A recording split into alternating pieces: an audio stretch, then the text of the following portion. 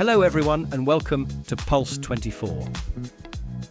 I'm your host Nate, and I'm ready to dive headfirst into the electrifying world of tech. Today we're talking about AI chips, AI scribes and AI robots. Joining me to sort through the hype and the reality is the one and only Dr. Anya Sharma, world-leading AI authority. Anya, welcome to the show. Thanks, Nate. Great to be here. Looking forward to decoding the latest tech buzz. All right, let's kick things off with our first story.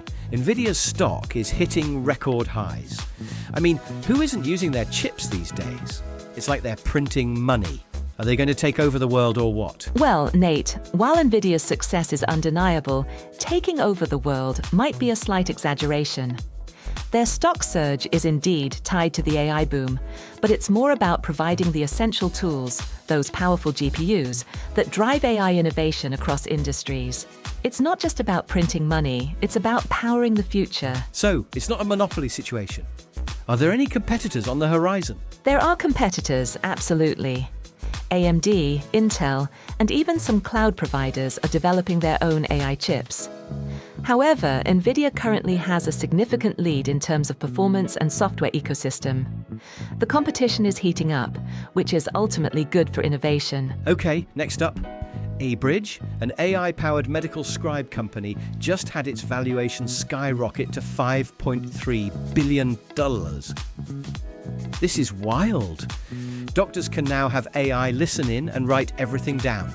That's got to be a little creepy for patients, right? Are we losing the human touch in medicine? That's a fair concern, Nate.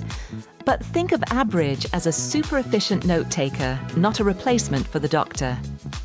It listens to the consultation and turns it into structured clinical notes, which frees up the doctor to focus on the patient. It's about augmenting, not replacing, human interaction. So it's more about reducing paperwork and letting doctors be doctors? Exactly. It streamlines documentation, reduces administrative burdens, and ultimately allows healthcare providers to spend more time caring for patients. Plus, studies show that patients actually feel more heard when doctors use scribes because the doctor is more engaged in the conversation. Okay, that makes a lot more sense. Now, for our last big story, Google DeepMind has unveiled Gemini Robotics On-Device. So, robots can now think for themselves without needing the internet. Are we one step closer to robots doing the dishes and taking out the trash without us even asking? We're definitely getting closer, Nate.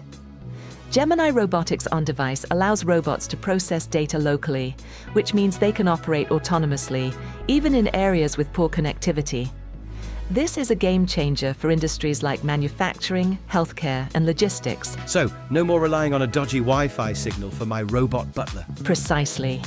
And it also enhances privacy and security, because sensitive data stays within the robot system. Think about robots assisting in surgery or handling hazardous materials. You wouldn't want them to freeze up mid-task because the internet went down. All right, Anya, it's time for our lightning round. Quick takes, hot takes, let's go. First up, OpenAI is working on an AI device with Jony Ive, screenless, pocket-sized, and powered by AI. My take sounds like a fancy Tamagotchi for the digital age. Interesting take, Nate. But I think it's more about a shift away from screen-based interactions. Think of it as an AI companion that's always listening and learning, ready to assist you in the real world. It could be a game changer for accessibility and productivity. Okay, I can see that. Next headline, Expo, an AI-powered hacking tool, is seeking funding. My take? This sounds like a terrible idea. Are we just arming the bad guys with even more powerful weapons? It's a double-edged sword, Nate. While it's true that such tools could be misused, they can also be used defensively to identify and patch vulnerabilities before malicious actors exploit them. It's a race against time, and we need to be ahead of the curve. All right, Anya, that's all the time we have for today. Thanks for joining me and shedding some light on these fascinating tech stories. My pleasure, Nate. Always happy to demystify the world of AI. That's all for this week's episode of Pulse 24. Be sure to join us next Tuesday for more tech news and insights. Until then, stay curious, stay informed. See you next time.